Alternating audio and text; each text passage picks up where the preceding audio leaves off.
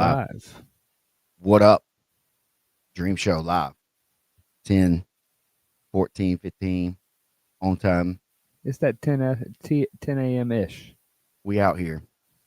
You look like you have a different AI generated background today. Yeah, the I'm forgetting the word now because I was going to make a joke. Uh, it's a hologram, but not that. Mm. What are we in? A simulation. There we go. Mm. That was a good There, start. there's been lots Simulation of. changed. We're off in the woods right now. Saw a dog too in this version just run behind you. Yeah, Um, just enjoying the dog life, like what it's like. So, been out here. My seminar changed. We're having that Sunday evening at 5 p.m. We were Sunday at supposed to have 5 a see, yeah, in Sunday. And Opelika. Saturday, what do you have going on? Uh, Saturday, Ryan Aiken is coming to 10th Planet Perry. Um, Starts at 1 p.m. He's going to teach a seminar on some jujitsu stuff, you know. Um, yeah, anybody's welcome to come. It's kind of like our 5 year anniversary thing, it's technically like right there at that same point. So it'll be a chance to get together again and like do a little team training thing and hang out. I know people come from a little bit further away sometimes, so just kind of play that part sort of by ear a little bit. Maybe be a better planner one day. Um, Maybe not though. What the whole community works that way, man. We're like three No, months for in sure. advance is like 3 months in advance. And honestly, I was talking to Matt Elkins about that this weekend. Of like, it's we were talking about in the context of MMA. It's like it has to be a little bit sporadic as far as the way that the sport occurs because it's such a high demand for each fight. And so like there is no necessarily like planned thing. I think the first time we've seen that now is like with PGF making the shift to like the full season and having something where you can be like on season, off season. This is the season that I'm ready to fight. This is the season that I'm recovering and repairing and doing all that. Yeah, But like everybody seems to kind of plan on that like 3 month cycle. Big money places plan on like 6 months to a year. yeah, and then I guess higher level is a little bit more than that. Right. You get up into like conglomerates and like really good things. Like it feels like that people are planned out five Years years, out, 10 yeah, years. and I think that's the move. Obviously, when you get going, is to have that stuff set up and ready, and be like function and stuff. But yeah, we got Ryan coming. Um, it'll be fun. I think we talked about it one time before. But for some of my guys, they see Ryan and he's the champ. He's winning all these tournaments and doing all the stuff. So it's cool. We've known around for a long time. He's I think he's great. I think awesome. All that stuff. But to us, it's just kind of like one of the guys or something. So it's just a funny thing. And we've had a lot of new students come in over the last year or two and stuff. So we got a crop of guys that I think will be interested in seeing that, and they're those young like competitor type dudes too. So it'll be fun to see what they get out of it. And When you're like a white or blue belt, like what what are you getting out of a seminar like Ryan?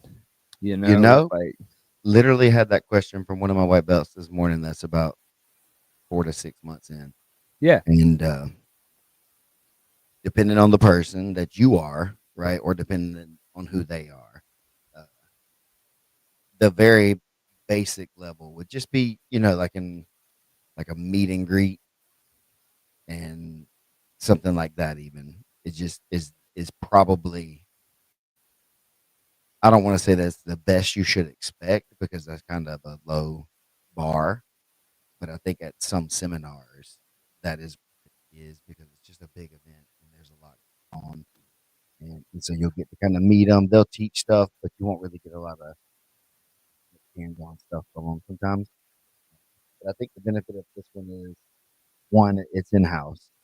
Um, it's not very expensive. What you'll get out of it is you'll get a chance to work with Ryan for a few hours, and be able to see some of what the highest level people in the game are doing, what helps make them successful. A lot of times it's more than just the technique too. Guys will give like philosophy or strategies, or they could tell stories about their journey or things like that. So there'll be people that can relate, as a white belt to some of that stuff for sure with Ryan of overcoming or blue belts too. Like dealing with overcoming that stuff and getting beat up, until you figure out how to get it better to not be the one. So he's got a good journey like that too. So it's not just that he's some big dominant guy that's always just been a winner. So I think his perspective that he would bring is a good opportunity to learn some stuff too. But at the end of the day, yeah, it's one class.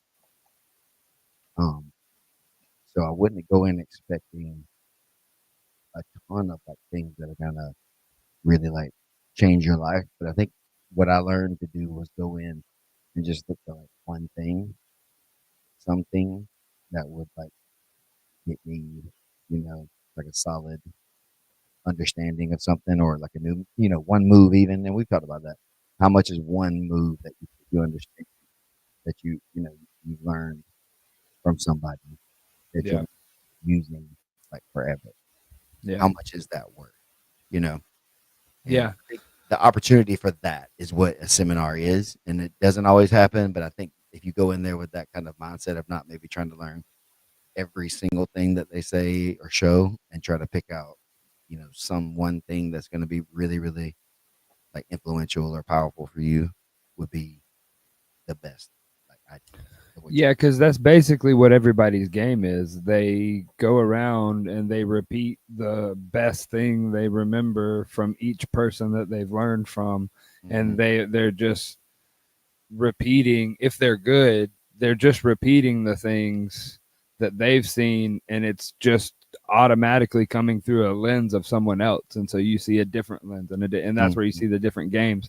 But if you look back through the lineage of all the different greats or like the good ones, like you can see they're just repeating the thing that the guy ahead of them was saying, just from their body's perspective. yeah, and what they thought was real and true, and that's what it is. It's their interpretation of it. And and one thing I told him is that sometimes, uh I went to seminars or had seminars either way, and like I'll teach, and then the coach or some of the students are like, oh, this is exactly, kind of the way that coach taught this and stuff. And so that's good in a lot of ways because it reinforces what they kind of know, and it shows that, some people that their coach is like on the level with whoever the person is that came in as far as being a teacher, because they teach same kind of stuff, you know. Uh, and then also, like I said, for you, you can go in, and this is one that's really weird, but it makes sense. But like you you hear, like, we'll just say your parents, for example, have told you something a lot, but then you kind of hear it from somebody who's more of like a peer, maybe like an older brother, older cousin, somebody like that or something, and then you'll take their word for it a little bit more than you would your parents. Yeah. And as a coach, it's been interesting getting over that, being the old guy now and not the middleman, I guess. I've always been the older cousin that was cooler brother for a long time, and now it's like, no, Dad, you go sit in your rocking chair and let the kids double Imanari here. So Yeah, I mean, it's definitely that parent child relationship of, oh, I figured it out, like it's i more of a i now guide, right? know. I'm a guide for you, and Yeah. that's what a parent technically I is a teacher and whatever. It's like, I got to show you the way to learn, or like, what I Yeah, mean, like show I you where will you'll say that learn. that is very distinctly a guy like response to like trying to learn something, is like they get 40% of the information and then they're like, oh, I got this. Whereas I have found the more women that are around, like my sisters and the people that I know that train in the sport, the women a lot more often, that block isn't in their way. They want to learn the whole thing. They want you to tell them step by step everything.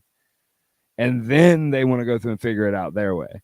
Everybody still goes through that mental trap that I think exists everywhere of, oh, I know the information. Mm-hmm. And you're like, well, you know your bit of the information.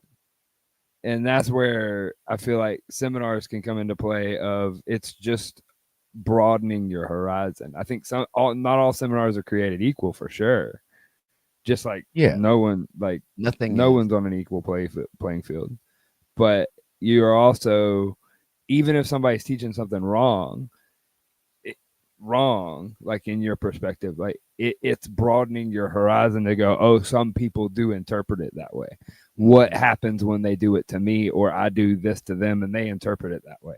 Now that's how you understand the game. It may not be what you do, but you do need to understand that people do that. Yeah, and a lot of things sometimes comes down to like a language, like the verbiage that you use, and maybe they say or you say whatever the other person again. It's just they hit a phrase that touches you in a certain, like it's just maybe a familiar thing saying that someone you've heard before that relates to this thing, and your Yeah. coach doesn't have that saying. Like Yeah. it's such a silly thing like that, but it's so true. It's like, Yeah. oh yeah, I know exactly what you mean now that you have that silly little story about some saying. Yeah. I have a really interesting perspective on that because I started training down in Mexico about a year ago, and when they when I started going to those classes and started doing that, like I didn't speak a lick or understand a lick of uh, any Spanish. So as they are teaching, I'm having to just pay attention to the jujitsu I know so that I know what's going on. And so when you're sitting there like watching like that, it's interesting because the language doesn't get in the way. There's the opening part Mm, of like you said, but then there's the other thing where I find sometimes people get hung up on what the instructor's saying. the They get language. hung up on the word and the verbiage and like, but you said this word. And it's like, because I've had that conversation with them because sometimes I have to explain the jujitsu words to them because they're like, what? That doesn't make any sense. And I was like, well, the word isn't important. It's just what I'm using to identify that. And so sometimes they don't have a word or a phrase in Spanish to match the jujitsu word that we use. So they just say the jujitsu word. It's literally just like the guys that use the Japanese words, and they have no idea what the Japanese word means. They just know it means this position. And so that's been really fascinating that very quickly in the jujitsu realm, I got around the Spanish like boundary because I understood enough jujitsu that I was like, oh, that's just whatever that Spanish word is you're using. A good example, side control. They call it sin kilo. They don't have like a direct translation for side control. So sin kilo is what they use to describe side control. What does that mean? It would be that'd be no kilo. So I think they're just using it in a general term. Do you Honestly, think I've if it's been is it 100 kilos though? Is that what they're saying? yes, but like in a That's what different some people way. call it. Yeah, but Yeah, that's what I'm saying. Then maybe that's what yeah, sin is, yeah. or something like that. Is like a century. Sin is no. Yeah, but maybe they're saying it in a different way that you're not hearing. Okay, I will dig deeper and research that, and we You will see what I'm saying? Like revisit. maybe there's like like CEN instead of SIN, Yeah, because that's like century or something. That would be that's what I thought. It would be like to 100 and then kilo, but I don't know that much about true Mexican facts of the day. I'll have It's not to. time for that. It's not time for that Yeah, no, we're not to that yet. segment, but I may have that answer by the time we get to that segment. But yeah, the language as far as how people get hung up on it, it's fascinating to see when the language isn't there. I just have to go off your body language, which in me, like when I've been teaching, because now I've been teaching and some people in my class don't speak English. And so I have to be really sure that my body language and my body positioning and everything is clear as to like, this is what I'm doing. Like, God, dude, trying to describe squeeze, like squeeze with your legs to people. I finally figured out that they understood like I don't even know what's the exercise called in English where you're like sitting in the chair and you like squeeze your legs together or whatever. The adductor. Um, like yeah, the abductor exercise, like that type thing. That's the way that I used it to describe like that's what you're trying to do in your closed guard. That's what you're trying to do in your like you're trying to squeeze. Like there's a closed thing, like trying to explain that. So language is interesting. I mean, like I said earlier, I mean we have the English speaking population of Jiu Jitsu that speaks like 40% of Japanese that they have no idea what the words mean. They just know it means this leg lock or this leg position or, you know, this throw. Yeah, and people say that jujitsu is a conversation or whatever itself. A lot of Yeah. times is how they describe it. So the interaction it's physical more than it. And it is talking about this a little bit today with people too. It's we have to use some words a lot of times to describe things or trying to explain something when you have to really feel it. It's like you're trying to explain a Yeah. feeling or Yeah. like a time, not like a on the clock time, but like a timing time, like when to do something. I can't I can't tell you always when exactly Right. you should do something exactly because the other person, their free will has something to do with it. I can tell you what a lot of the more common scenarios are, and funnel things through, different various situations or whatever. But um, yeah, that you're trying to, and it's one thing I've noticed too. Like again, going back to some of the baseball stuff, that just watching a lot of that stuff and trying to, listen to what people are saying and stuff like that is that a lot of what people say is not what they do, Right. and it's not like in a negative way. They're telling you how they feel what they're doing. What I say to myself is, I'm doing this. It looks like you're doing that. And it's like, well, yeah, I mean, that's what I'm actually doing, but that's what I have to say to myself to be on time and to do it the right way.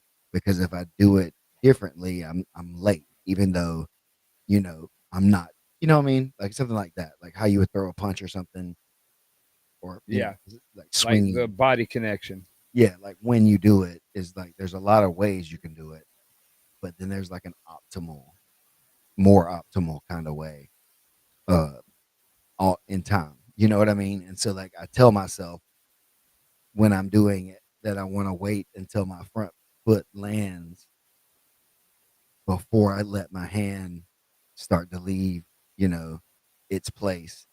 But oftentimes that hand starts to drift before the foot hits the ground to give that block for it to, snap out of there or whatever it is. And now that's not good in a truly technical sense, but in my mind, I'm definitely trying to time that like moment as much as possible.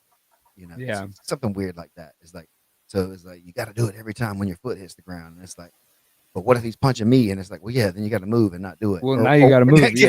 yeah, Yeah. it's like Now do it's something else, bail. right? And so it's like, but then what do I do? And it's like, well, then either you're hitting them or you're going to throw it or you're not. But like the way that you can tell is in the moment, like you feel it. I don't know. You have to Well, like be there. I know that there's actively people out there, and he's on West Coast time, so he'll watch this on repeat. So if he even watches this, then I'll get a text. But uh, it's like jazz.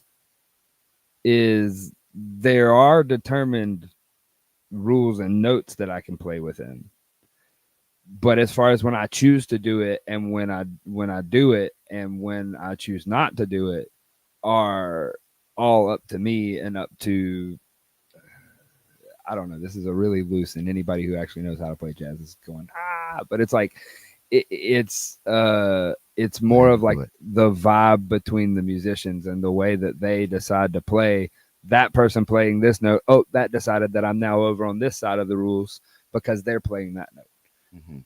And Yeah. that's there are structure, but then there's also no structure, because if you put too much structure, then that's when you get swept. That's when something breaks. That's when something happens. Yeah, it's I like watching videos similarly to what you're saying now. That it makes it, no point to that. I think uh, they'll take drummers and they'll play Mm-hmm. Yeah, yeah, songs yeah, that are yeah. popular songs without the drums in them, And say and they'll you just play the drum track. yeah, Yeah, just play whatever you think it'll be. And so to me, that has been like dude, I'll watch this. I'll watch them a bunch of times too, for just because I don't know, yeah, man. It's about rhythm and stuff like that to me, and that's fighting. Again, just tying all that stuff back in, knowing when the beat goes where. That's the tempo. That's the timing. That's the rhythm. yeah, It's all music. It's all it's yeah. everything is everything. Um, but I love to watch that stuff and then to see sometimes, man, that sounds almost just like the other original like drummer played. That's crazy that they had that same, like you said, like they just picked up the vibe of the song the same way the other drummer did. It's different a little bit, maybe, but they get it. And then some people will come in and then they'll Something pick it up. totally It's different. yeah, Yeah, it's still amazing, and it's like, wow, that changed the structure of the song a lot because of that. And not bad or good or whatever, but just different. Um and again, I think that's what it is. It's like, people's unique abilities or timings or senses allow for a lot of the different things, and the more special you are, the more you can kind of get away with, I guess. And the harder you work, the more you can understand how to sneak things in on people that may or may not be real, so to say. You know what I mean? You just get like a yeah, technical yeah, prowess on yeah, something. And yeah. it's like, dude, how do you do that? And it's like, I don't. I just do. I just figured it out. Like how to make that sound. Um, So I got an answer on the uh-oh. Senkilo. This is one of those things of in context. Like I've never seen it written. I've only heard it said. And so I was thinking that they were saying sin, like when you say like sin queso, when you don't like want no queso, and it's the CIEN kilos, which is side control or 100 kilos. I'm just gonna flex for a while right there because I knew what they were talking about and you didn't. I'm just And, stupid. And and see, yes, I that have is that is the He-Man power sword. okay, yeah, I was saving 100%. that for our gallery, but yeah, Sorry. I accidentally clicked off, and I just want to you make you sure accidentally read the comments. So yeah, that I is a didn't mean He-Man to. sword. Yes, that is And the I sword of power. here's a good little segue out of our little thing on talking about the fact that that has come up in some of our content before is your He-Man. Oh, reach for it. So I have the your power. He-Man influence. I don't think we have on the internet you ever telling why is Skeletor your mascot.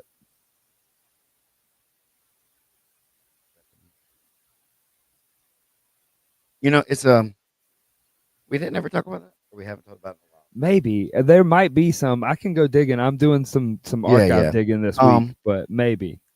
I don't know, kid growing up in the '80s or whatever, and now with the benefit of a bunch of hindsight, it ties in, with the as far as the whole thing. He-Man was the best cartoon ever created of all time, especially back then. Uh, I don't know why I became so obsessed with it, other than that's probably what they had by design, uh, made it for.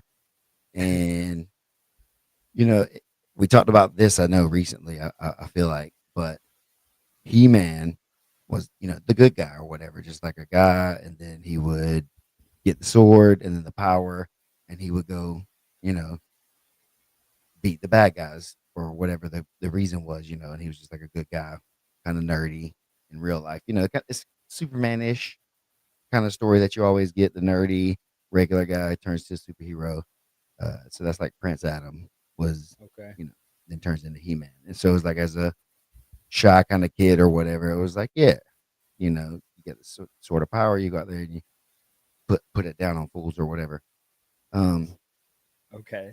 Okay. you know, It makes sense. yeah, logically, good guy doing this thing. It is what it is. Somebody's got to do it, right? And so that's part of like learning, at least to me, the message of it. It had a good story, like at the end of everything, it had like a moral, at the end of everything where some of the characters would come on and like talk about the show, and like the bad guys would sometimes be part of the after show part, and they'd be talking about like why He-Man had to do whatever, and why the bad guy would be like, yeah, I should, not have, or different things like that.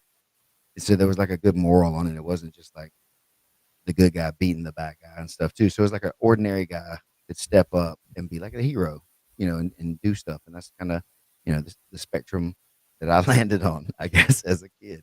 And that tied into Hulk Hogan, which I found out later that is a big part of why Hulk Hogan went with the blonde, long kind of He hair, went with the is because popularity of it He-Man. looked like my man right here. Uh, you know what I'm saying? You just substitute those little brown and yellows for some red and yellows, uh, and you got the real Hulk American Hogan. hero right there, baby. You know what I'm saying? So So just like it for was me, marketing yeah, I right was just in. like, holy cow! It's like, so there's like the real life, live action version of He Man, essentially, to me as a kid. But then, like I said, when I got older and Hulk Hogan turned bad, we talked about that a couple weeks ago or Right. We whatever. talked that Like, last week, I yeah, think. yeah, that affected like my justice things. And so then later, years and years later, um, I think this is even before the Cobra Kai thing happened, before they started remaking all the stories Yeah. about how the bad guy was misunderstood. Um, I found this like page, and it was a bunch of just memes that a person was making with Skeletor uh, as the subject, but it was him like being like motivational or like sharing, Yeah. good, Positive yeah, thoughts. positive advice and like mantras and things like that. And I was really like getting into that for myself, trying to really work on like positive self Mindset. talk, and yeah, and Yeah. just really like getting out of like negative mindsets, because it's still really easy for me to like jump to the worst possible scenario in my mind before I have a chance to reel myself back in. So that's been something that I always continue to try to work on, because I know that that's a big part of like myself. Yeah. So when I saw that, I was like, oh, that's interesting and cool. Because it was changing the narrative in a way too, of like the bad guy. His story is like maybe not what everybody would think it is. And sometimes he seems like a bad guy, but he's trying to do good things. The Yeah. intentions were Yeah. good, but it, and Yeah. and so then the story comes out. Skeletor wasn't even really supposed to be stuck on Eternia. He was like the underling for some other bad dude, and then he took him there, and they were some stuff happened, and he bailed out when it got hard and left Skeletor there, and so he got stuck there, and so that's why he ended up being there all the time, having to battle with He Man, and that's canon. That's canon though. That's not just like made up stuff. Yeah. So Yeah. Yeah. like, so just all that stuff, and me like trying to figure, just a bunch of things like that. And so I just kind of like, I really got into that a lot, and started, you know, just posting them, and then that really like, I don't know, sometimes some of the stuff is like getting back to your joy, to help you like get over a lot of stuff like that too. And so then I was just like, yeah, man, that was a big part of my life. Um, it formed a lot of the way I see the world and stuff, and so yeah, so going back and exploring some of that stuff, and then the wrestling, all that, like that's where I started really getting into like myself again, and not being so serious about trying to be a fighter and a martial artist and some guy who was just supremely dedicated, and you know all that kinds of stuff, just trying to loosen up, so to say, a little bit. So that's a long way to say whatever it was. It's like it's just like a turning thing, uh, to where the narrative can shift from where you may be viewed as one thing, but that's not always the truth.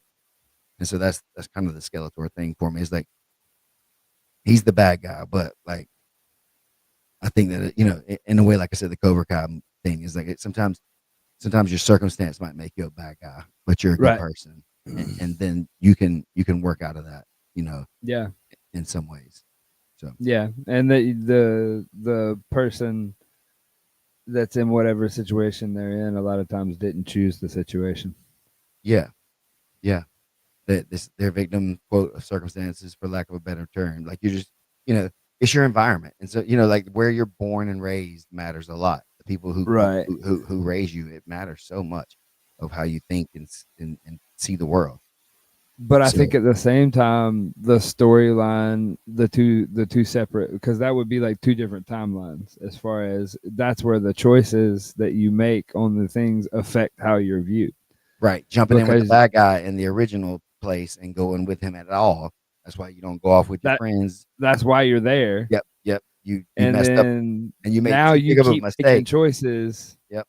that keep you in that position and perpetuate the problem.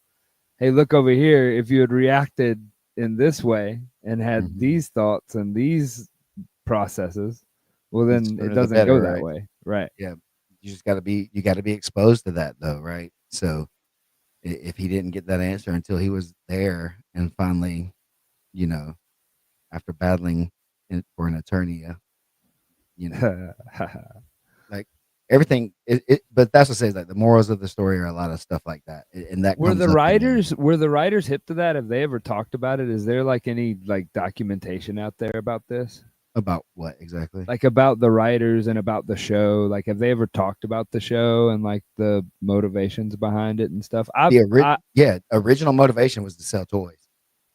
Of course. Like, But that I'm was it. talking about like the artistic side that we're talking about. Like they wove these stories and they did all this stuff. Like it was on Oh, that purpose was by intentional. somebody. Yeah, that was all Yeah. intentional for sure. Because but that's what I'm saying. That was what they fed us for, as young To kids a sell a lot. toy. That, like, better those kind of morals and things through the cartoons and different things like that. Like there's a bunch of those superhero kind of things, and I think He-Man was like a newer one for a newer generation because Superman was older, Batman's older. There Yeah. wasn't really like a new kind of superhero guy for kids or anything like that, Yeah. at least from my little child brain. Because like Um, Spider Man was like the late '80s, '90s, right? I can't remember, but it wasn't like a thing Yeah. for Yeah. me. We didn't like my dad wasn't into them much Yeah. or anything either. Well, I guess Um, really all of them kind of came from the '70s from comic books, right? yeah, that's like And or they just like even before. readapted different characters out of like the old like stuff. Yeah, But yeah, make cartoons and different things like that out of them. But most of the cartoons are, a lot of the cartoons were, especially in the '80s, I feel like, geared yeah, to kind of create good citizens in some yeah. kind of way. And it wasn't vulgar, like the vulgarity stuff and like being disrespectful. That just wasn't on TV. Like, you couldn't cuss or even like suggestively hardly do stuff on TV back then. I feel like, Yeah, um, no. so it's just a Well, different time in the world. for sure. I mean, and I was just thinking about it is that like the modern superhero world, me personally, I may piss off like 70% of the internet, but like me personally, Oh God, the modern superhero world has kind of lost me. Like I don't really have anything that I'm like super my last one that no, I was like down for was like Batman, but they've just beaten that horse so much that you're just like, I don't know. yeah. And see, again, that movie when they came out with the one for the Joker, it just kind of all those different perspective movies. Um, that's interesting. Yeah, But yeah, yeah, yeah. that stuff, like, I'd already seen so many Batman things and stuff by the time, By like, the that time did. that came out, I couldn't get that excited Yeah, because it had already been so too many. Yeah. cheesy. Yep. Yeah, I feel like that's something that Hollywood has done too. Like everything is they went to the well too many times and now I mean But very how many few. stories can you tell though? Well, I mean, mankind's been telling stories since the beginning, and you would imagine till the end, right? Well, that's what I'm saying. But it's still, if we're talking about something that's going to last, like, in posterity, it's still going to be the same, like, themes and like overall kind of like stuff. And so there's going to end up being like, Well, where did he come from? Did he come from like a good background? Then how many superheroes are from a really good like background or whatever? And then, okay, yeah. no, he's an orphan, or he's from his parents, or he's from an alien from outer space, or whatever. You know what I mean? It's some really tragic stuff. And Have then you that's what ever?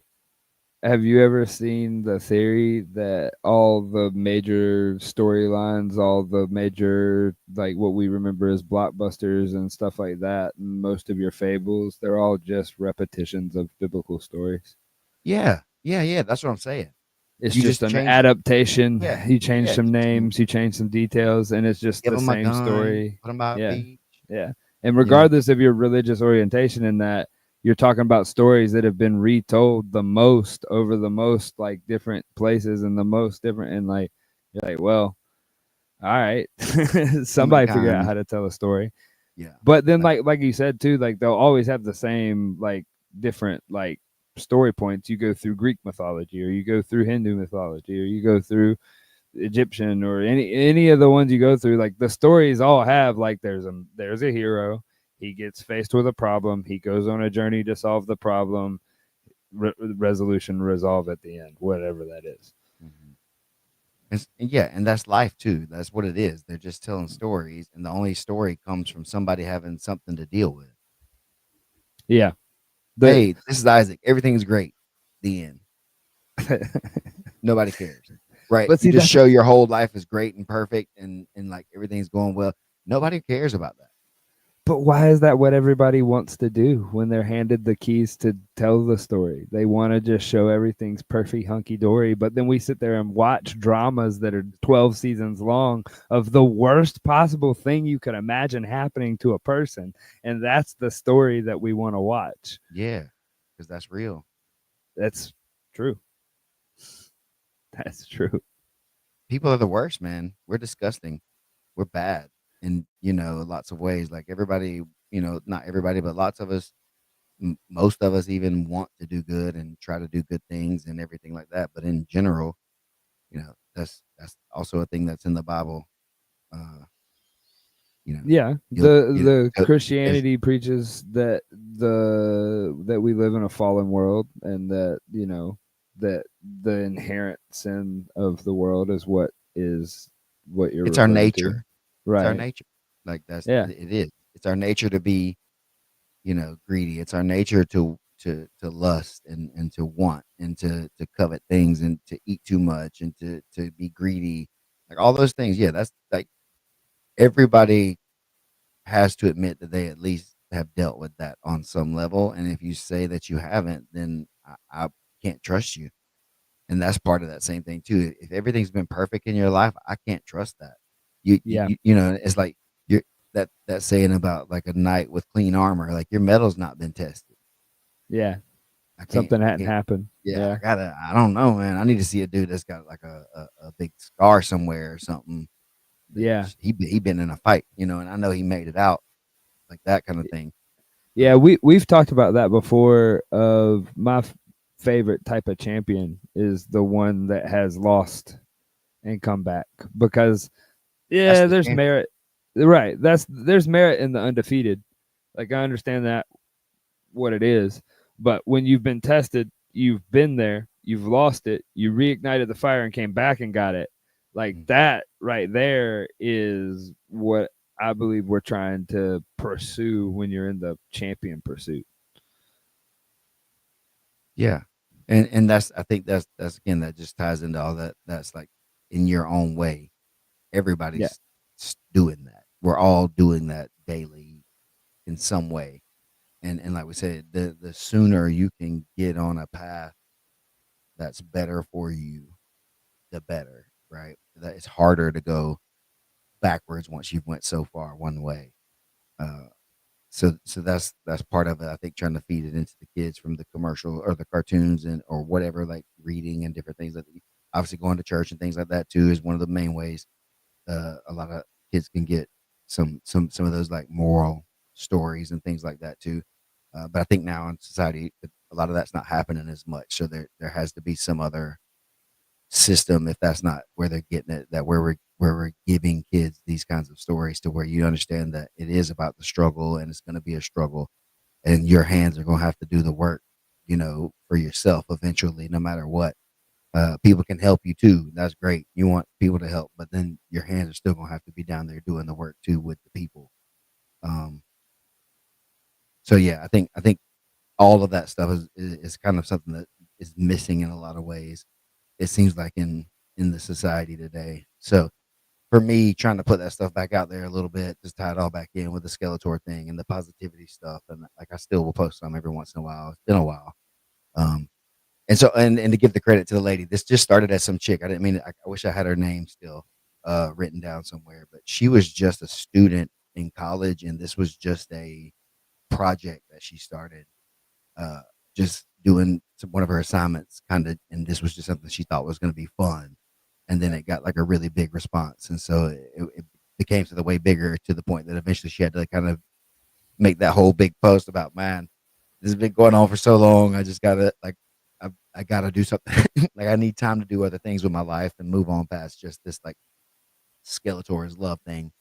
So not sure what she's doing now or whatever, but definitely like props to her for like just having some weirdo inspiration and putting it into action. That's part of the thing we need is we need the weirdos out there that think that their stuff's kind of dumb, but that'll still trust to put it out there to the public because there's that's it's we all are dealing with a lot of the same stuff, and so For it's sure. just that Yeah. connection thing.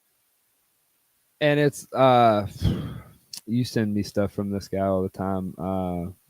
Trying to think of his name off the top of my head right now. The guy that's on he's on every rap album. He's the producer, big Oh, Rick white Rubin. beard. Rick Rubin. Yeah. Yeah, I I like was that. trying to remember that. Producer. But he says the whole thing about the fact when you're an artist or when you're making something as a creative, you make it for yourself first. Like you make it and you make it because you have the feeling that it should exist, and so that's why you make it. If you ever veer off into I'm making this because of what the people want and that's the only motivation, then it won't come across as genuine, and it won't be one of those like long lasting type things. Yeah, and that's it's super true, right? And that you see it all the time with people that make stuff when they get pigeonholed or whatever, or the actor who plays a role and then it ends up being like a really like pivotal like role for the show that's a big thing or something, and then that person's kind of like typecast or whatever into a certain like role forever that way. I don't know how that tied in exactly now. My brain sputtered. Swoop. Yep. There was a good point there somewhere, but Somewhere. yeah, they're doing it, like for themselves, I guess is what it is. But then they end up getting stuck in one lane, and you got to be able to like switch lanes. I guess is what I was saying. Yeah, yeah, You yeah. got to be people got to let you do that too. Like some people got to let you change. People got to let you like be something different. The people that care about you, they got to let see you grow into more than what you were. Uh, and that's tough too sometimes. Well, you just follow the evolution of the artist. I think nowadays that you see that a lot more often Play where Freebird. yeah, I mean I'm trying to think the last concert that like I went to a legit concert. Oop, oh, earthquake. Earthquake over there in New Madrid fault line. But the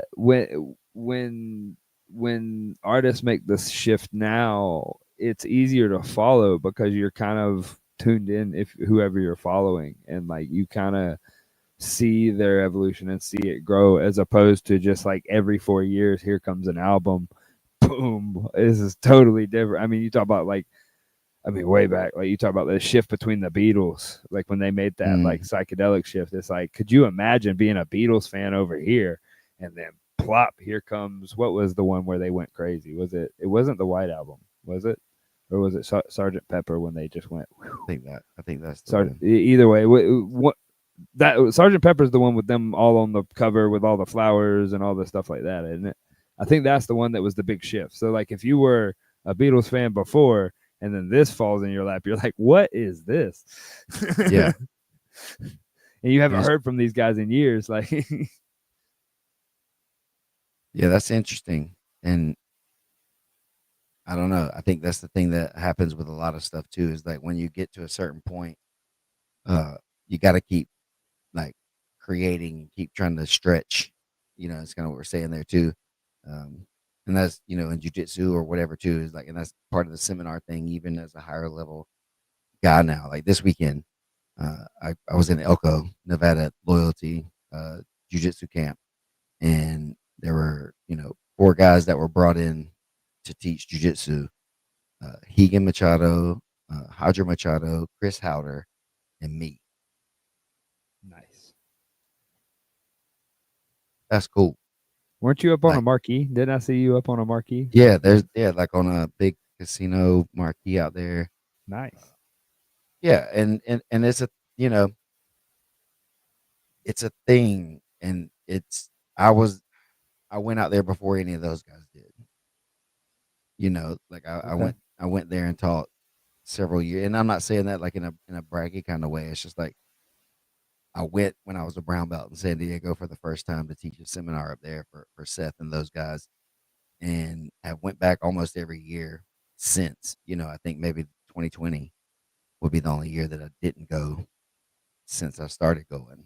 You know, um, and so it's been really cool to watch that grow, and then also like again for me personally, from where I was the only guy that was there teaching and stuff like that to now I'm, there's like a lineup of guys and a red and white belt, a red and black belt, and then one of the first dozen American black belts ever, and me, teaching, and I'm talking to these guys, and they're like agreeing with the philosophies of some of my stuff, like the things that we're talking about, and can like pick their brain about it and stuff. So like going to seminars like that now for me is like I don't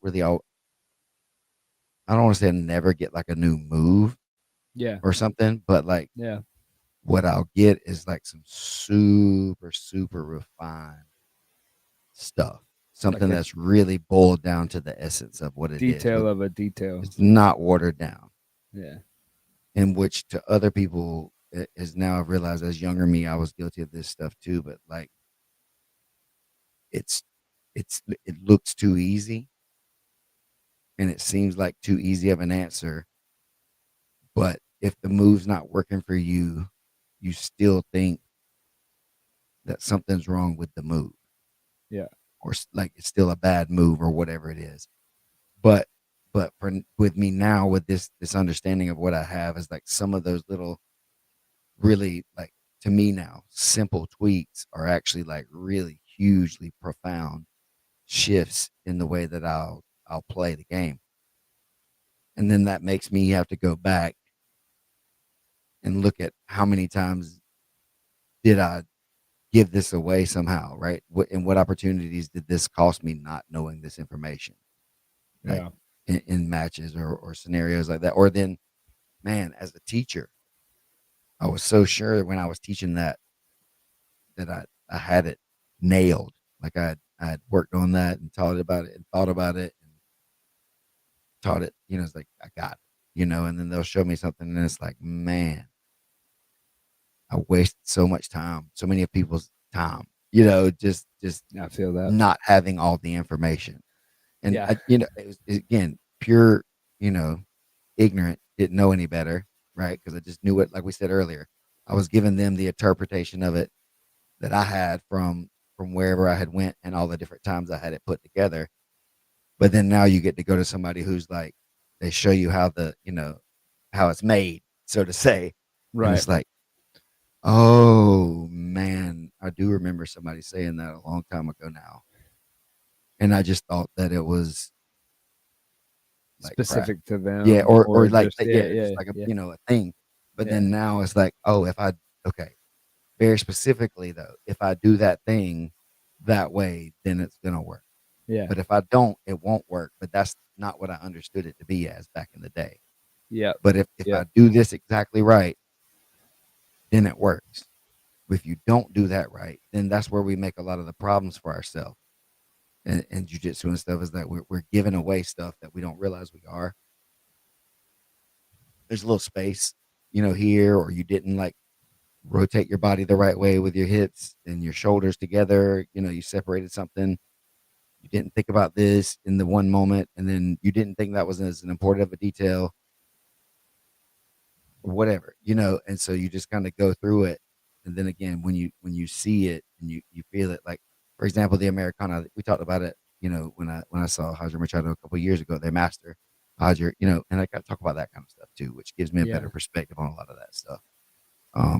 But he showed me and Phil Schwartz Americana, and we were both like, oh man, we're gonna do a whole private lesson, and he's just gonna talk about Americana. But then we both left there and just looked at each other and was like, that changed Americanas for me. Yeah. Whoa. Like there's so many things that I created whole systems off of mistakes. So you spend years creating systems and doing all these things to do something when you should just fix the mistake. Before it ever starts. You would never have to do all that other stuff if you would just fix your mistakes first. But again, younger me wanting to get after it, or like thinking that it's something else and not understanding, and I had to figure it out on my own. The long but I like my mistakes. It feels better. Exactly. That's it's my choice, right? That's it. It's my choice then, right? But I like playing over there, but it's a mistake. But that's what's costing you all the rest of the work. Yes, all those other things you do, like everything that happens after somebody, like all those setups for the Americana is just a setup. That's because they suck at it. Yeah, I sucked at it. That's why I said that all the time. Yeah, I couldn't actually finish it on people because I was bad at it, not because the move itself wasn't as high percentage. If you do it right, they don't get away. Yeah, they don't. They don't punch their arm straight. They don't twist to the key lock side, or they break their arm side. Yeah. And it's stupid. It's really stupid how easy most of this stuff is once you see it from somebody like that who's done all this stuff that we've done. And like those guys have been a black belt longer than I've been alive. Right. Like not even like training, but like they've been a black belt more than my life span. So like, they've just seen it and done it and had more experiences with it to just kind of know more of that, kind of if everybody does this, then this should happen. If you don't do this though, then that's where the problem is. You know what's crazy about that though? And just like a side note on that of how long they've been training. They've been training that long and been like black belts, or even I've seen some of the other belts that are at that level that have come to competitions that are, say, like the PGF, and they see the leg games that the young guys are playing, and those guys, this is something that there's two things that has blown my mind about this level guys. Those guys have now come to people that are my friends that are leg lock specialists and going, yo, let me book you for a couple privates, because I saw some stuff at a tournament that I have no idea what happened, and I want to break down leg locks with you. And they're like seeking out the guys that are like the leg lock guys. Mm-hmm. And it's pretty fascinating to see that. And the other thing is Carlos Machado. He taught a seminar in Cancun at the first Johnny Invitational that we had there. And he came in and taught a seminar, and he would teach. And I don't remember exactly what the move was that we were going over, but it was pretty basic as far as like what we're talking about, as far as like a fundamental like thing. Tons of great details. Every time somebody asked him a question or like engaged with him about the thing, he would talk it through with them. He would go through with whatever their troubleshooting was, and then he'd finish that conversation, go over, pick up his notebook, and like write down about that interaction. First person I've ever seen taking notes while they're teaching. I was like, oh, because like the more that I've taught, the more that I've realized that I'm learning too. Like when you ask me a question, I'm like, oh, damn, I've never thought about it in that way. And like when you're sitting there troubleshooting with somebody, like you're getting information too. And so it's like just as important to like keep notes or keep something of a record like that. Like I tell people all the time, like I'm horrible in school as far as like note taking. Like that was like one of my weakest points. And so in my jiu-jitsu, that's a weak point for me. And so that was one of the reasons I started filming, is I started filming everything. And then on top of that, started editing jiu-jitsu. And then now that's my notes, is that like I've seen it and I've physically like moved it around, and I've now been able to process it. Well, because that's the thing is a lot of people, we were talking about this at the beginning of this, of like the benefit of a seminar, like say coming to Ryan's this weekend. Well, if you just Mhm. come to Ryan's and you just hang out with the homies and you just get a couple reps in and you then get, an hour of rolling, well, it'll just feel like a expensive class. Like it won't be what like it is that there's the intention behind what you're doing, which is the way that you should be approaching regular class too. Mhm. But when you come to a seminar, for sure, like you're not going to remember everything. And so that's why I feel like that it's getting fewer and far between that care whether or not you film it. But like for the most part, especially in the 10th Planet community, guys are pretty cool with you filming it, because we all understand that like I need to be able to review this. I'm not Mhm. going to remember everything you said because I don't remember everything I said. Yeah, You that's know, a newer thing too that didn't exist no, not very yeah, many years ago. If we're talking about it in that way, to be able to review footage, and I guess I can't really, I don't really know. I can't remember if he did or didn't say what I could or to talk about this or not. But talking with Hegan about some of that stuff, they're doing some really, really, really interesting stuff. Uh, with videos and people's tape or whatever it is like that to help with some coaching and stuff that I'll want to talk to you about it off air, I guess, because I know that that would be okay, but I don't want to maybe broadcast it too early if they're not. no, yeah. All these guys, like I will say that like the group that we're in, the folks and everybody across the community is starting to do a better job about this, as far as utilizing our technology and using it as like interactive instructional type things versus the just like one camera setup, people standing against the wall and just preaching to you for 2.5 hours. Like there, a lot of these people are starting to build their own websites and build their own things. Uh, oh man, escaping me. ADCC, small guy, beat everybody.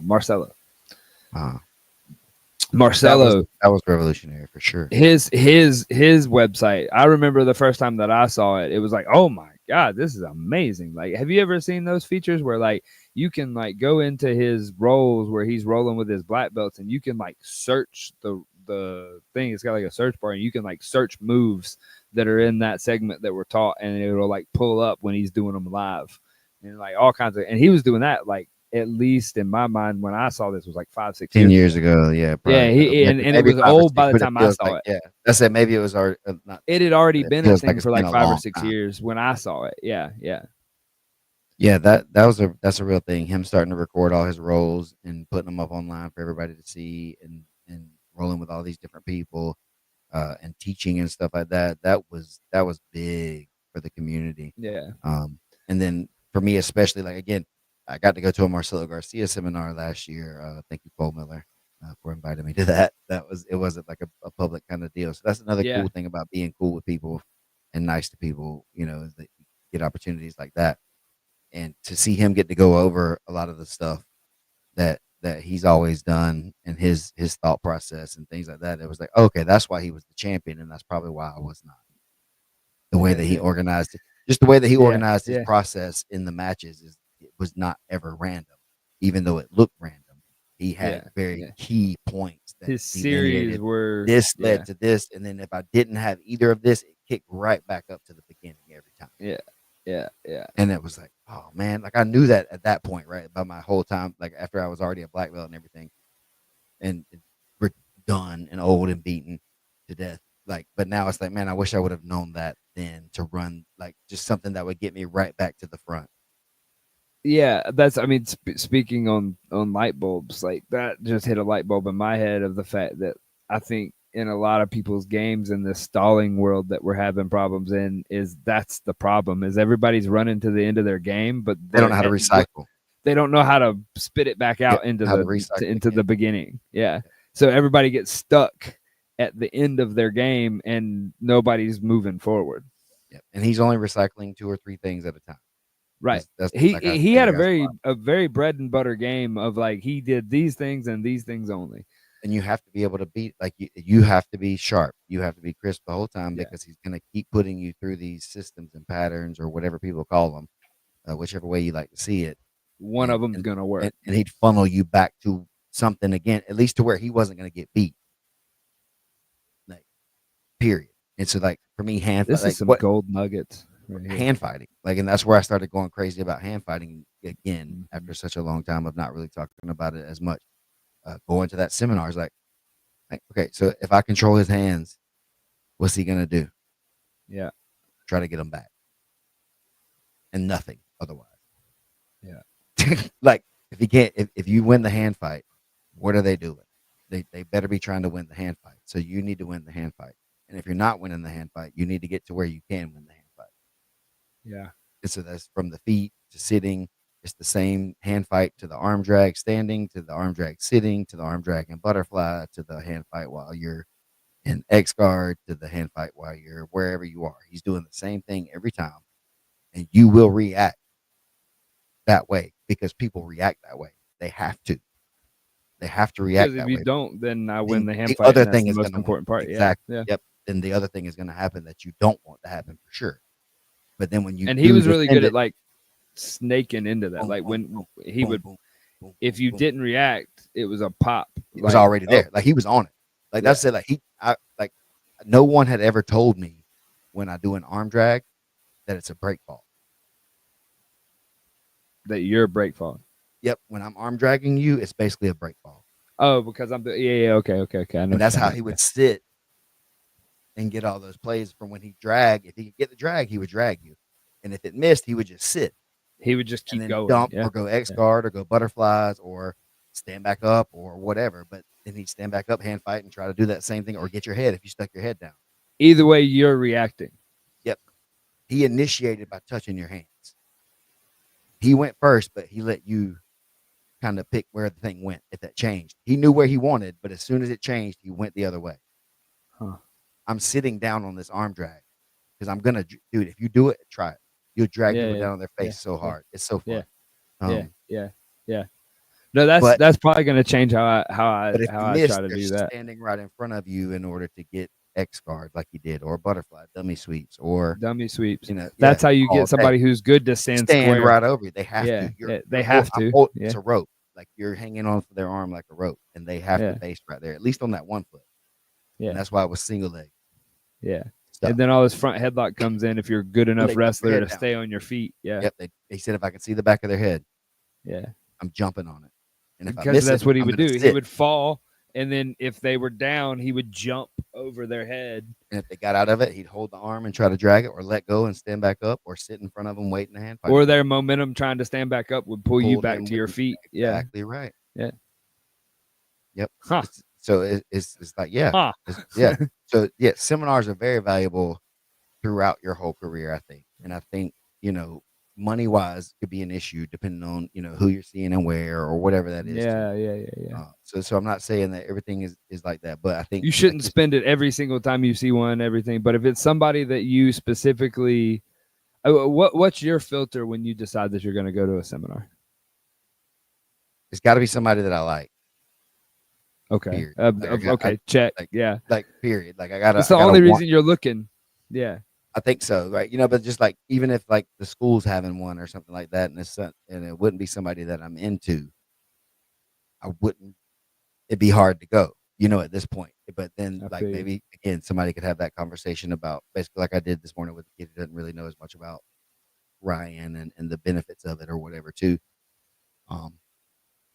But yeah, it's something like that. And then often, now, obviously somebody who's really good, who's been at a high level of competition is sort of interesting.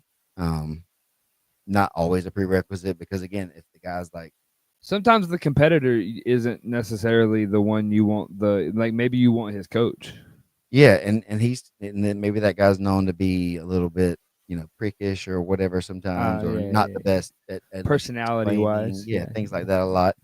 So there's stuff like that. And I want to learn more now from people who I think can explain stuff. I want to hear people who can like articulate. Yeah. I don't want you to show me again anymore. Like I want to see it for sure. Like show me, but like, I want you to be able to, like you said, articulate the whys and the hows and again, where do you go next? how do you recycle what you did? How do you get back to the beginning, and then where do you go? I mean, just different things like that. I need a story kind of teller person, and so it's stuff like that. And then I only bring in people who are my friends usually. Yeah, yeah, People yeah. that I know personally that I can trust are gonna do a good job with my Put on a students, good thing and and do that'll it. show Yeah, my yeah. people good stuff. You know what I mean? And not that the other people wouldn't necessarily, but if I don't know you as well, it's gonna be harder to convince Well, people to because come see. everybody has their interpretation, and then now you, as the school instructor, because that's, I mean, as a school owner, bringing people in, that's something to think about. Is that like if somebody comes in and teaches a game, and that game resonates with like three or four people over here, and then doesn't with everybody else, or everybody comes out of it with questions, well, then now you're spending the next 2-3 weeks trying to unwrap a game that if you're not familiar with it or you're not like you, it makes it difficult and it makes it But have to. that, that's not. I mean, I think that's good though for you. Yeah, yeah, yeah. It Kinda like expands we're it. I'm talking not about saying with it's the bad notes thing. with Yeah. Carlos or whatever at those things is like so for me, when I would go to seminars and you guys were here a lot, I would come back immediately and try to go through it all with you guys and Start try to unpacking share it it. Yeah. immediate yeah, and Yeah. then, like, this is what I saw and thought, and then what are you guys feeling, and, things like that a lot too. Um, so yeah, man, it's different now than it used to be. Younger me, I didn't really see as much value in it always, um, Mhm. but I don't think I was always going to good seminars back in the day either. I think Yeah. sometimes Yeah. seminars I went to were, like I said, maybe back then it was more of a meet and greet sometimes than it A was lot of like a times. Yeah. training Yeah. session, kind of Yeah. deal, which is That's okay. almost, yeah, that's a good thing. Like if you want to meet your, like, you're a fan Somebody and you you were want to title, meet. yeah, yeah, Yeah. yeah. Yeah. Yeah. It's a Yeah. guy Yeah. I look But up to. I respect this guy. I want to come meet him and like shake his hand and see him but talk at the about some same, jujitsu stuff. But it's not the same as like maybe getting hands on with somebody. Like I want to go yeah. shoot free throw. I want to shoot free throws with LeBron Yeah, like, but I don't want to sit there with 800 other people and watch and LeBron show me how he shoots the whole and time not show, like, it's not me. He's showing 800 and people. a quick picture and Yeah, move it yeah, on. yeah, Yeah, no, yeah. no. Which I understand. There's a place for those things. There's the things, and some people like that. But Oh, like and me personally, again, like if I'd that's rather what like, you want, that's yeah, totally fine and readily available all over the place. yeah, for Um, sure, for sure. But if you're and trying to that's the key. expand your game or expand in the art or learn that, like, you're looking more for something what you're talking about. Yeah, and like another good example of this, like this weekend or whatever, Master Hudger is going in. We're riding in to go get ready for the seminar, and he's like, just like, hey, how you been? Da da da da. And he's like, oh, just kind of getting back in shape. Had a double hip replacement in the last year, and then he's out here showing like stuff at this camp or whatever where he's using obviously his hips and he's sweeping like heavyweights in the demo or whatever it is. And so I video it and I send it to Wesley because he just had Mm. his one hip replacement. It's like, look at this guy, man. He's doing this within a year of a double hip replacement. So like stuff like that's good too to see that like he ain't out here trying to, and neither is Wesley, but then neither one of them are going to be trying to like take on the world competitively or whatever. But you can still like You still get down with your practice. passions and stuff like Yeah. that. And Yeah, again, yeah, yeah. he said, I learned a lot from having to have this surgery about how I was supposed to be treating my body and, da da da da. But he didn't know what you didn't know. So now he's even living, he says, better than he was before because he respects his body more after having that kind of surgery. And so that's a thing for me now, getting older in that spot. It's kind of like, that's a good perspective to hear from somebody because I'm terrified of medical stuff. Like it's Yeah. just like a crazy anxiety I have. And so needing to get stuff fixed, you got to quit putting off stuff.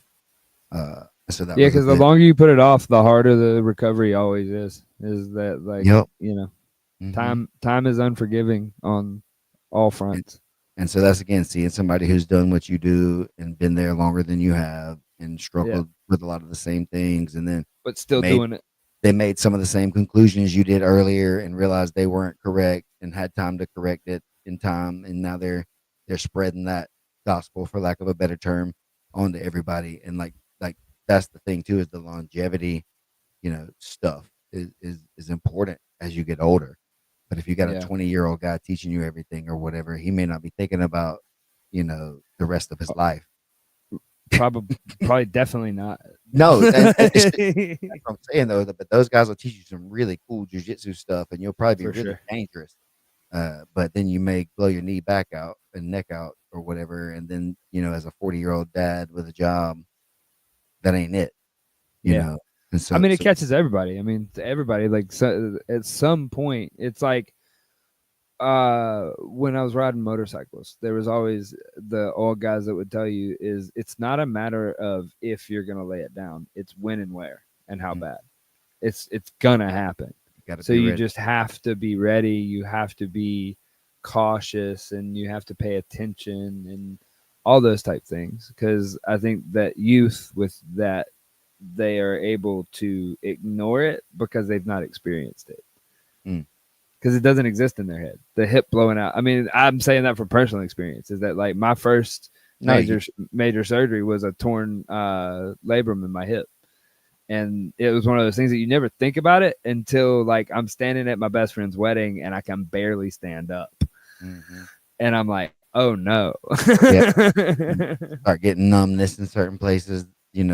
That's not normal. But it's never normal, but it's it's like you can't make it go away, or you can't like work it out again.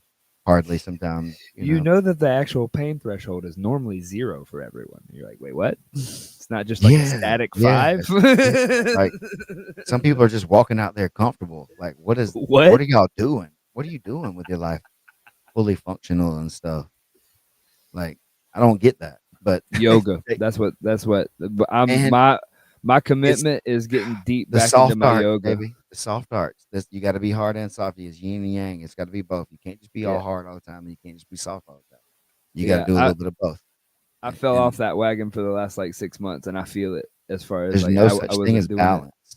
Balance doesn't exist, but you got to try to find the closest version of that and play around in there, Yeah. and try not to get too far one way or the other. But I don't know. I don't know that anybody who's trying to achieve knows what balance is, or could ever actually have it. The pursuit of it's the point maybe. No, that's everything. Again, yes, of course, the path is the goal, right? Trying to make your way there is the thing, and that's why people don't want to always like follow the coach's path or whatever. Sometimes it's not in a negative way; they just want to make their own path. They're ready to like go out there and explore and find their own territory, so to say. Um, and that's good. You want to expand the ideas, and that's how we've gotten here. And like you said, these guys, Hegan, after the PGF when he was one of the coaches or whatever, he's like, man, these fucking guys, like they're just out here just twisting on each other's legs and letting them get popped, man. They're fucking crazy. And I was like, I agree totally. Like I'm on board with you right there, 100%. Like I think they're dumb, but you're right, they're young, and he's like, yeah, they don't know any better yet. They just haven't had to be hurt too much yet or whatever. And it's like, yeah, but Yeah. he said, like you said, it's like it's just that he's like I don't. That's why he brought in another person to help with some of that stuff during that season. Even he like Yeah. let one of his assistants kind of lead some of that stuff for them because he was Yeah. like, yeah, this is not where I was super well versed at, but he Yeah. respected and understood it. Yeah. Um, and that's what you see a lot from those guys too. It's not that they don't or wouldn't use it or can't or couldn't use it or whatever. It's just that it wasn't part of what they did, and now it's just not a smart strategy to try to develop that as like an attack for yourself. But you need to understand it because they care about their students and they care about teaching and they want to help pass down the best information possible. And that's why you see someone like Carlos Machado taking notes about a white belt's question at a Mhm. random seminar or something like that because he wants to be the best. And he knows that that's what makes him the best version of himself at this age he's at. He's Yeah. developed that system now, where I bet he didn't always do that. Or maybe he did. I'd be interested to know. Well, and how often does a question from a previous seminar or a previous class change how you teach it the next time? And if A you're lot. keeping track of that, like that helps you build that. Like, bro, okay, this is a personal Uh-oh. note. Uh-oh. This is a personal note Ready. to the community and the black belts out there at Hold on. large of Hold on one. jiu-jitsu. What are you doing? Oh, wrong one. Oh, you, Oh no. I did it wrong. Dang it. How do I do that? I don't want me, I want you.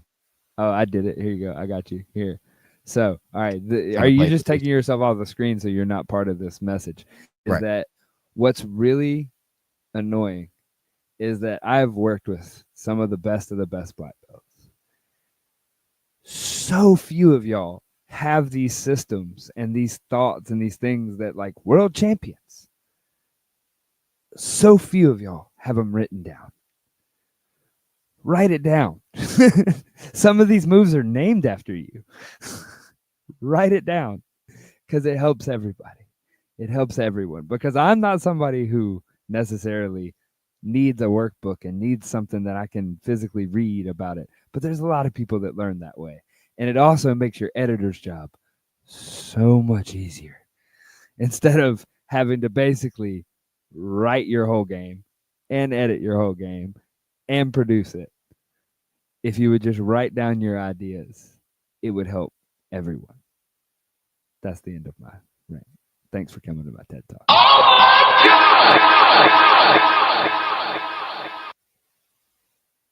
There you go. Write it down. Get your pens and your papers. You want it on like college ruled paper or what? I'm not picky about that. You could do it on cardstock for all I care. That's It's just expensive. having the thought process that's like written Don't down. use cardstock, guys. That's a waste of your money for sure. You don't want it on like a fold out. What's the thing that I you used to mean, do? Do like, they still do the science fair like where you have to go buy the thing that yeah, like little folds board. out? Yeah, I could do that for you, but that's going to cost, right? You trying to get a science fair exhibit? That's going to be more than the seminar Look, cost. I wouldn't care if it was like the Charlie from the what is it? Always Sunny, where he's like got the like strings and stuff. I wouldn't mind if it was that. But so many times you sit down to make an instructional with a homie and you go, all right, the system. Let's read over it. And they're like, gotcha, champ. And you're like, wait, what? Oh, we did that. That's why that Cradle of Civilization has 2 videos. One that's 30 minutes of just like the brainstorming, and then one that was like, okay, yeah, this is how we're gonna do the system. Yeah. We circumvented it. We figured it out. But I mean, but that's I'll write stuff down a lot. I don't always write down systems, I guess, or rarely write down a full system, but I write down ideas and stuff. And the systems are what I don't know, man. It's hard because it's alive. Like, you know what I mean? It's hard to put something down on paper that's alive. And so it's like that's the part of it. Like I understand the flow, and you okay. can kick this up Okay. to here and up to there, but there's so much randomness that could happen that if I tell you that this is a definitive thing, I have to go through all of the other definitive things in my mind during that same like segment or whatever, because that's just how my brain works. If I'm talking about one possibility, that's cool. But if I'm trying to, go into an instructional or something, you're asking me to lay it down on paper, that's tough. It's really tough because of Yeah. that reason. Because, like I said, because it's alive and it changes so much. Yeah, I'll send you something. I think that I've got a idea like that just light bulbs for this episode. There's a lot of light bulbs. They're like as you say that, I was like, I think I got an idea Yeah, because it's like you said, it's the liveness of it is what makes systems so difficult to create because the what ifs hmm and the all those type things. But like it's not purely logistical that you can like make the mm, pieces fit, and move this to there on time. but at Always. some point you have to. And so like when you're making an Right. instructional. Right. But there is right, and that's what I'm saying, that like that, but then that's what like so then we have to be able to break it down so nuanced in a way that it explained, and that's why I say is like you're trying to explain a time that's not on a clock, or a feeling that you're gonna get that your senses will tell you, but my senses aren't that developed yet. Well, it's because you're in the wrong spot. You're supposed to be Uh-huh. here and not here, but this looks like what you're doing. No, your hip's not on his hip. Your hip's on the floor or on his hip, Yeah. So his you don't leg. feel it. So you Yeah. don't feel like you don't feel it because you're wrong, Yeah. but Yeah. you're not so wrong that you can't still do stuff from right. It's But if you don't get that feeling I have I that I'm feel trying you. to Yeah. explain, then you're not going to understand what I'm saying. Yeah. That's the hard part because it's not. It's like the hip to hip connection in Sin Kilo is is a big thing. That's how you feel so heavy. It's not that you're laying across them like teed off chest to chest. Because then It's that gives them your weight. it's the tilt or like the rotation of like your hip to their hip or towards their shoulder to apply more or less pressure inside that space to get more of it in the frame zone. And then if you're riding hip to hip, like literally like hip bone to hip bone, right there, uh, your senses or the feeling, whatever of what they're doing, to me at least seems so high. Versus if Because I'm not everything generates connected, from the hips, right? So if I'm touching their hip, then I know what's happening. so then do it. End of seminar. End of instructional. And scene.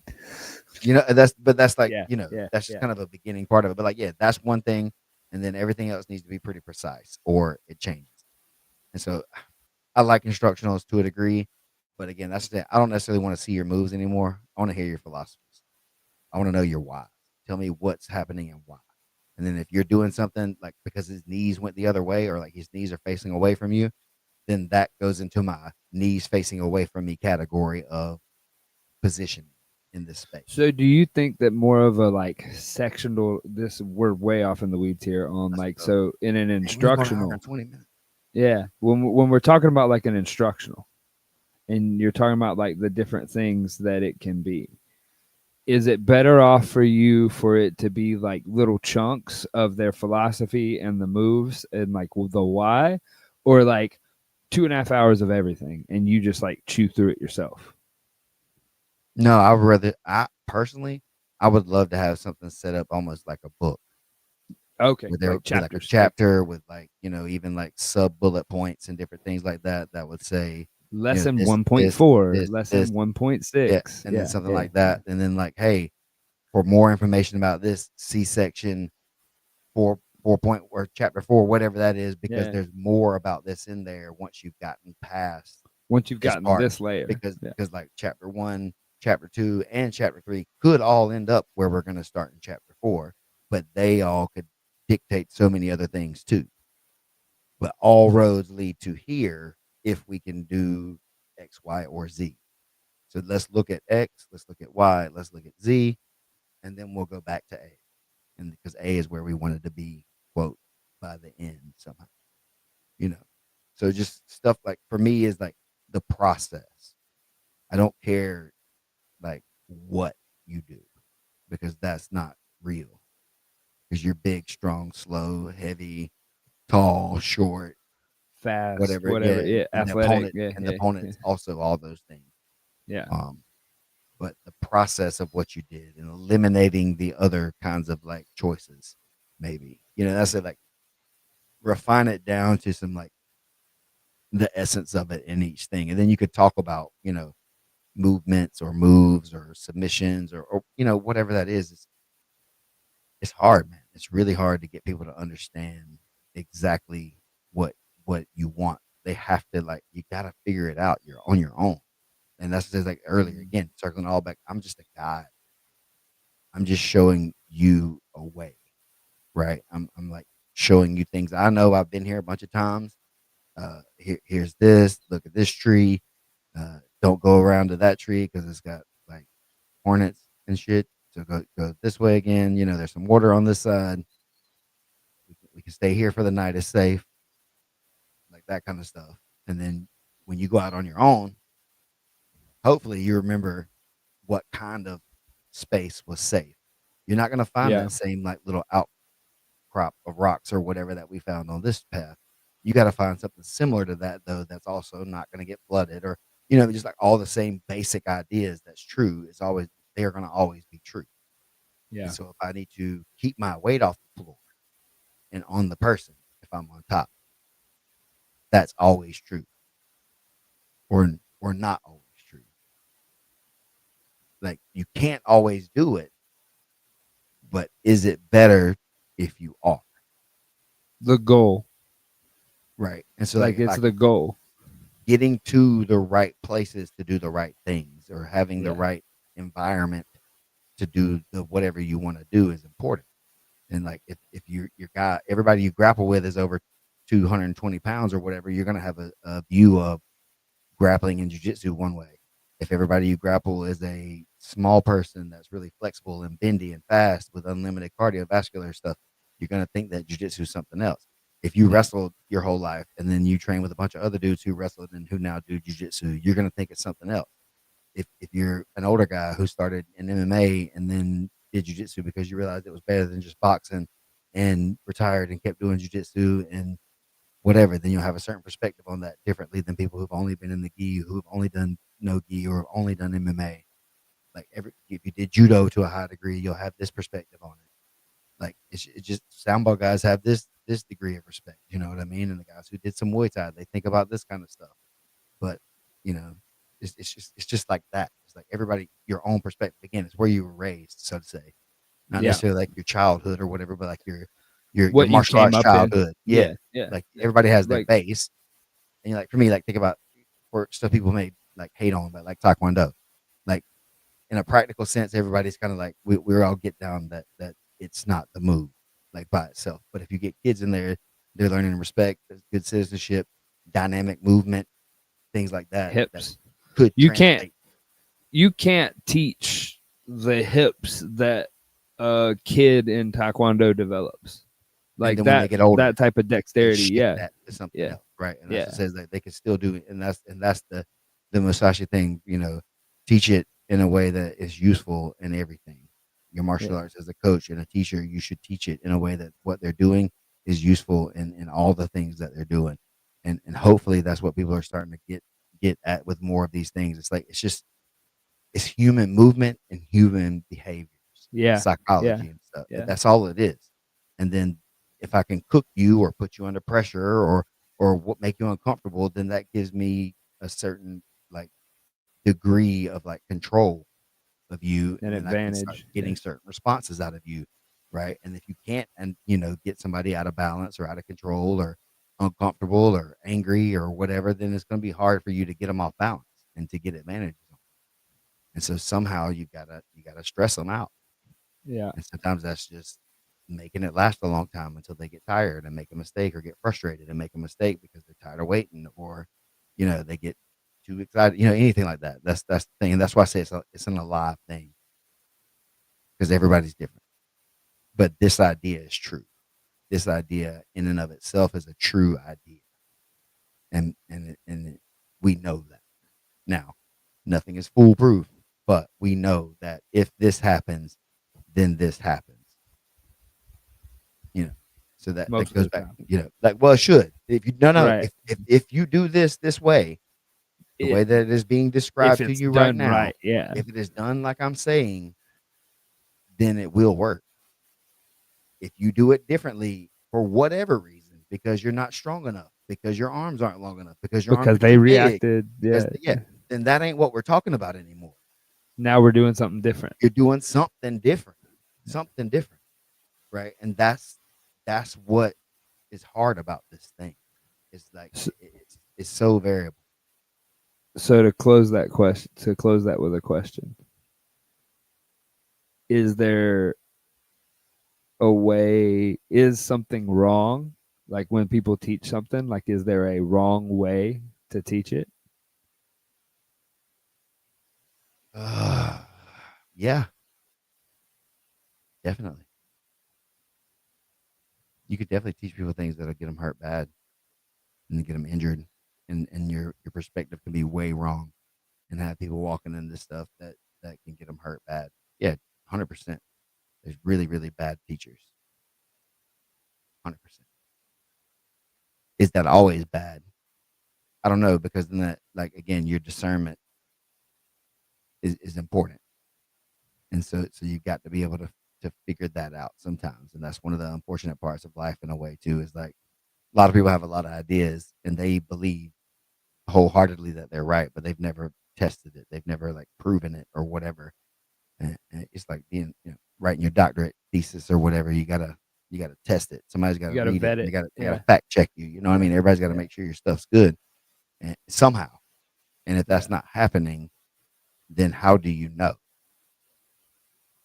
And like we had an incident recently out here where we had to use some stuff to control somebody that was outside of the gym. Had done some stuff. Try to keep it a little bit lower key here because we don't know what's going to happen yet.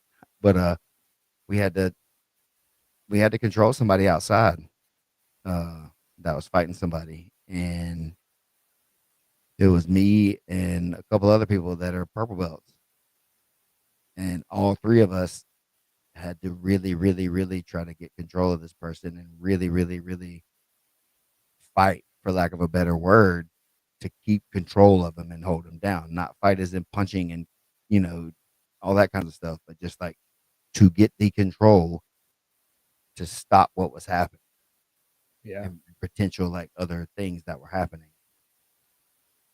And I work with the officers or stuff like that around here, and we do training with them and stuff. So like I'm already pretty familiar with how this goes down and like live scenario training to the point that I've done it. You know what I mean? But I'm not out there Right. doing it. Like, and so to me, Applying it. yeah, and to me though, it's still just like going to be not that hard or stressful, even because it's going to be so easy to control somebody that's not very good. Or they don't know what they're doing. But somebody who's Yeah, but if they fighting have as hard as zero they respect for the possibly can, game. yeah, or Yeah. for themselves, or for you, or for Yeah. life, Yeah. like it's a fight, It's a different and kind of it's fight. hard. And if you don't want to like just hurt somebody, like you're trying to not hurt somebody, or just trying to control the situation more, that's even harder to do. And so there's a lot of people that do jujitsu. There's a lot of you guys out there that do jujitsu that cannot hold somebody down if they want to fight you. You cannot beat them up. You cannot stop somebody that's attacking your family or your friends or somebody that's out there in the street, because you've never done it. It's hard. And all you people out there that judge the police on how they do this stuff, it's hard. It's not easy. It looks rough because it is rough. If somebody's very dangerous, you can't let them have their hands. You can't let them reach in their pockets. You know after the fact that there was nothing in there, but you don't know in the moment what's in there. This guy had some syringes and stuff in his pocket that started coming out or whatever once we were already like dealing with this stuff. Scuffling. Yeah. Yeah. So he was drugged out and like who knows what. And then Yeah. that stuff could have stabbed any of us, and he could have been reaching in there to do any of that stuff, or like we don't know. We didn't Yeah. know. And that's Yeah. why we were trying to be as safe as possible with it. But still, and again, that's the danger of all these things. And so we see these videos of people that, oh, he got him and held him down or whatever, until the police came, and it's a good like story online or stuff like that, because it does happen and it can happen, man. But dude, it is scary. Like Well, I after it was mean, over, dude, I was shook. I haven't had to fight anybody at least since I was fighting professionally for sure in 2018 or whatever when that last fight was, but I haven't had to really, really fight anybody since I've been trained. Like in a yeah. situation where I felt like, oh, we got to like get this under control, and nobody else is going to do it if I'm not going to do it. If we're not going to do it, it's not. There's no referee. There's no doctors. There's no police. There's no sanctioning body that's coming to make sure that this is on the up and up. And it's like, Mm. yeah, now what? Right. And so like the emotional side of that is such a wild ride, The because roller like coaster again, of like yeah. thankfully for me, I've been in so many fights, I think, that like I was in the zone in that moment. Able But to then again, process it. yeah, Yeah. and the same thing that we talk about after events or whatever, when like the calm down, once it was over, like the relief and the emotional just like letdown of being so just like on point, amped up, and like the risk, all that stuff is like it's hard, that adrenaline like feeling that comes with it and stuff. And so again, man, that's why people got to train. You got to be able to stress test yourself. You got to be able to deal with the suck. If it's too easy, it's fake. You got to get your butt kicked, or you don't really know. And That like you said, can you control the situation versus like just jumping out there and on an arm bar or on a yeah, you choke just start or just on like a mauling somebody, or you yeah jump on something and you yeah jump on a dude with needles yeah and you get stabbed or whatever because you're yeah just doing something else or whatever it yeah is. Like yeah. there's a certain like different process that happens when you're not playing a game, you Well, know? can you control it? Like that's I think that's the biggest thing that I think in the high in not the higher, but like the more trained people that like train often, that have that thought, like you said, that like, oh, I would just take him and just get on his back and hold him. And it's like, well, when's the last time you held somebody's back for 5 minutes? Can you do that? Like, can you stay on on the there and concrete, on on the concrete? concrete, Yeah, yeah. Not where because and not get upset when somebody does a front roll or not getting upset when because like that dude's gonna be a really thrashing. crazy He's gonna be random thing. Like, slamming dude, you like, yeah, against. like, yeah, yeah. Thankfully, I had the training I had, right? Because if I just went full jujitsu dude stuff, yeah, no way I would have controlled it. Yeah, Like, it yeah. was the tactics that I've worked on and learned a lot since I started doing that stuff with the team over here, and really like refining the ideas of even what I had of what these situations are and how I would use it or whatever. Like, you don't put your hooks in on somebody like that. No. You don't do that. You It's not stab good. something in your calf that's in their That's pocket. that's like Yeah. there's so you ride them a different way and like that like a crippler crossface if you're familiar or whatever Yeah. like a wrestling kind of maneuver more Try to because you get your want them shins belly like on their you hips in want the them back. belly Yeah. Belly down. down. Yeah. Yeah, you With their don't want to hands play that. stuck like Yeah. this. And Yeah. too often we don't do that, and that's another thing in jiu-jitsu. Nobody's trying to bully people, and not like in a negative way, but like you've got to force them face down. Yeah. You've got to be willing to force somebody to go face down and keep them there until they give up. Until they don't want it anymore. Until they give up. And the That's mats, honestly one of the first things I got taught yeah, in that was like putting somebody the most terrifying place because I got put here and this is where I know this is the most terrifying place in the world to be on your stomach with them on your back with both your hands like stuck by your neck like this and they're like and the pressure of them and you is you can't move, you can't mhm. do anything and both their hands are free. Very dangerous situation to be in, Yeah. and it's a good spot to get control and finish if you are in a situation like a sport fight to finish, or if you have to keep control of somebody, For it's a just a long better time. place. You Yeah. want to Yeah. be behind them. You don't want to Yeah. be right in front of somebody. Different things like that. So there's just a lot that goes into it. Um, and yeah, so jujitsu for life somehow, some way, like and to the degree you can Longevity test is it, the key. yeah, and to the degree to test it, you got to be able to test it. And maybe some people are testing it too much, and that's where we're getting a lot of that wear and tear of it all. There's no way to make it through that unscathed. You know what I mean? Like nobody's gonna get out clean. Essentially, like joining the military in a way, like just the training itself there's a level of that just takes something out of you. There's a level of cost that it's going to take Yeah, something yeah, away. you Yeah. got Yeah. you got to pay something somehow, But see some that cost happens with age no matter what, right? So like to a you're degree, going to right? have You a can depleting. mitigate it though. Yeah, yeah. So like, wouldn't you rather have a skill Yeah, and also again, simplifying it already rather that than too? making it too complicated. Like early, oh, well, I can do this because I can get by with it. Okay, well then you're wasting years of the time that when you're older, you'll really need to know. You could have already like super refined it and skipped a lot of that other stuff. And I don't know, man. That's me in my journal at night or whatever, writing down these. And I'm being honest, No, I feel you. I these are feel the you. I thoughts feel you. that especially after dealing with like a real self defense situation myself Yeah. again. It's like how much of what if that was somebody else? What if I wasn't there? What if I wasn't able to help? What How much have I taught how many that of my has students would have been able to handle that situation without me there or yeah. without one of the other higher belts that was there? What if it was only one of us and then white belts or only the white belts or stuff or just some random person that's right beside the school that is dealing with something. Like we need to be able to to, to help and handle that as a community and as a society. I think, and that goes back into this is my belief since I was a kid, based on He-Man. It's like it's ordinary people. Ordinary people are the heroes. Like it's us, and if we don't stand up for it and do what we're supposed to do and like take up for the people who need to be taken up for and do the right thing, then we're doomed as a world and as a society, right? It's got to be us. You can't always look for somebody else to do it because somebody else they're doing something else. And so you have to take care of you and you have to take care of your people. And again, you're just a regular everyday person. Hopefully you Yeah. never have to, but we need everybody like able to do that. It's that quote, again, it's like you're not like what's that? You're not was like a kind person, whatever that is, a kind person. If you're not dangerous or whatever, you're not, you don't know, whatever that is, that Jordan Peterson quote everybody uses all the time or Yeah, whatever. yeah, yeah, yeah. Like your You, tamed monster is better yeah, than or something like something. that. But you don't know what you're capable of. Yeah, yeah, yeah, yeah. Like if you've never, again, that's If that you've same never thing. Yeah. actually So utilized it. you have to be able to do it. That's the only way you know that you can. And then that again, and maybe I said this today or either in class, I can't remember, but that's what gives me the confidence to walk away from somebody who's just blustering and trying to like posture and do shit and talk Right. shit. Like, it's like, yeah, cool, man. All right, for sure. I don't need to fight that guy. And that's why I've never been in a fight until the situation that happened the other day, to where it was already happening and there Nothing was to nothing that prove. could be Yeah. done about it. Yeah, it's like this is what This it's isn't a for right proof here. thing. This is This just is, yeah, addressing the there's no situation. hesitation. Yeah, you can't wait and kind of like, oh, we'll see what's going. Like it's like, no, it's already going, and the thing's on you. So go.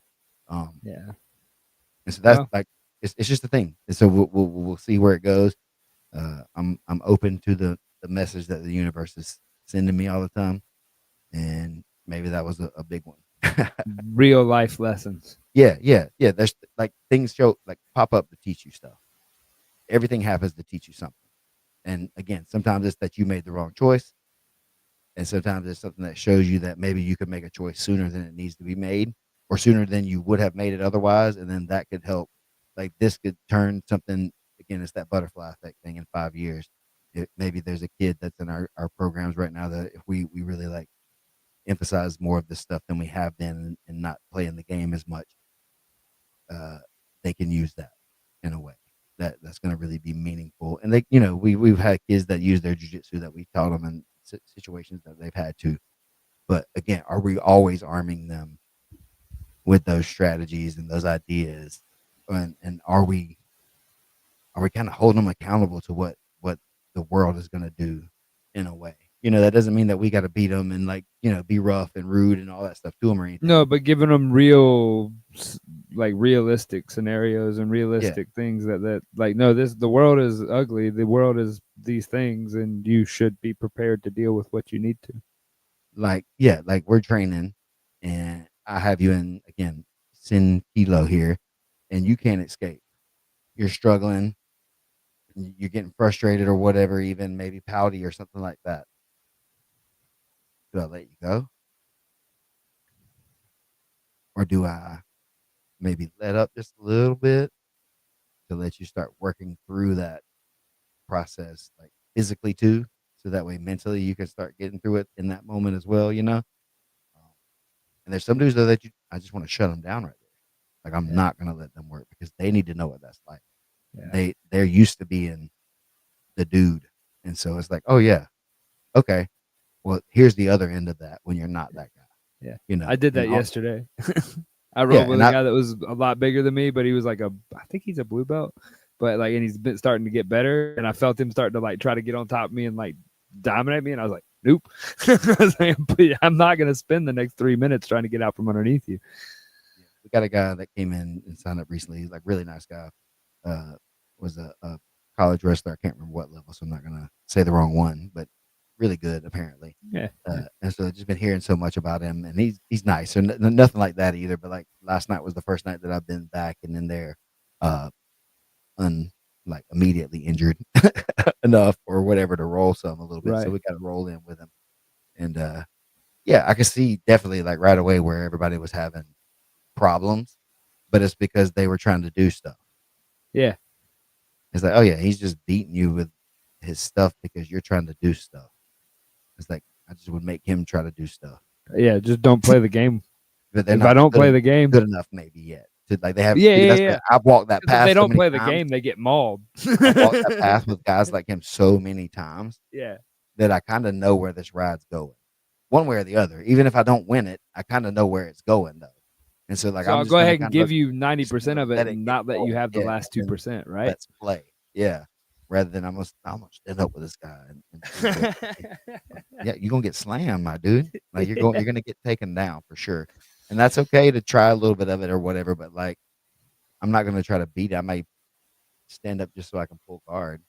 after like the third person, as I was probably like a purple belt. Yeah, no, not probably. I know exactly when it was. I was a purple belt, and I shot in on a guy that had been a D1 wrestler, and I did what I'd always done of like placing my forehead, like right there where their belly button's supposed to be, and I was just gonna like take him down just like I'd done so many other people, and I audibly heard my neck and back crack all the way down as I ran into his hip, and I was like, oh, that's what a real sprawl feels like. Yeah, man. And again, against a good wrestler, or somebody who's got a good takedown, you got to hit them hard with it, or they're gonna get you. Like and that's part of the thing. It's got to be done correctly, or you're gonna get blasted. And even sometimes, if you do it the best you can, some people are still gonna blast you. Um, and that's the game that you got to understand. Like you can do everything right, essentially, kind of, and still get beat up or lost or whatever.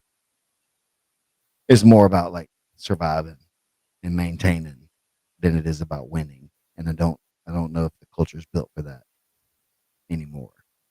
Yeah.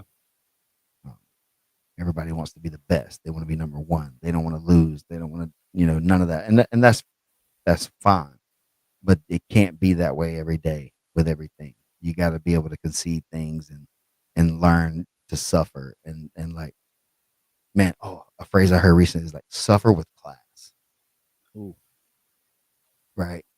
Just suffer with class. Like everybody's gonna suffer at some points, but just when it's your turn, suffer with class. Don't panic and freak out and make a show of it and then beg for help or whatever all the time too. Just deal with it.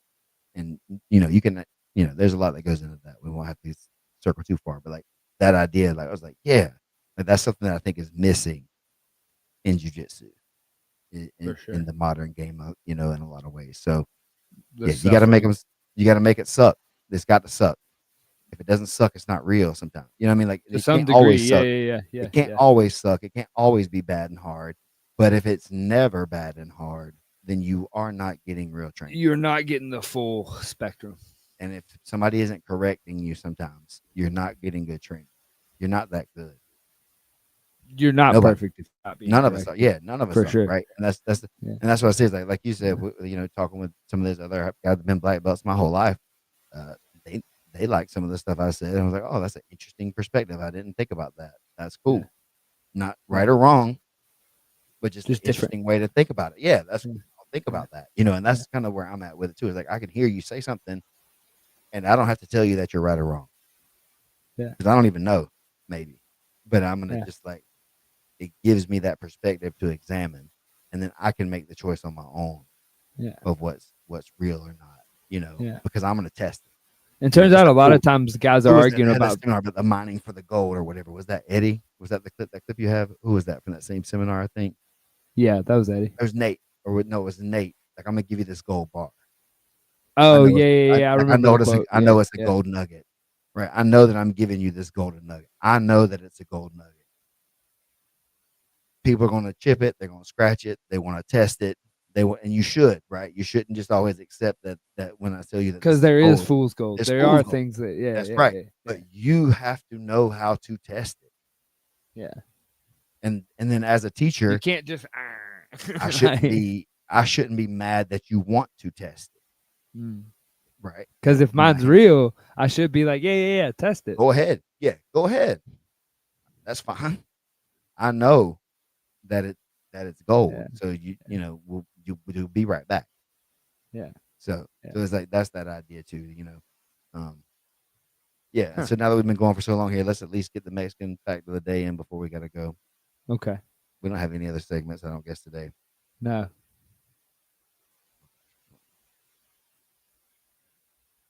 To answer your question, yes, Egghead, you can call me anytime, buddy. You can call me anytime. I don't know if I should say anytime. Oh, yeah, don't say that. All right. So the Aztecs used cocoa beans as currency. True or false? True. How many beans did a rabbit cost? Oh man, how do they know that? A rabbit? Yep. A rabbit, I would say, cost 12 cocoa beans. Okay.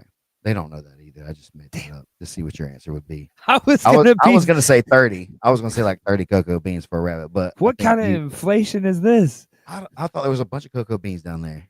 That's what I'm saying. So why would it be so many? Because if there's more of it, it's worth less. Oh yeah, that is how that works. And that is your lesson on economics today, friends. From everyone at the Dream Show Live, thank you and see you soon. Suffer with class. Yeah.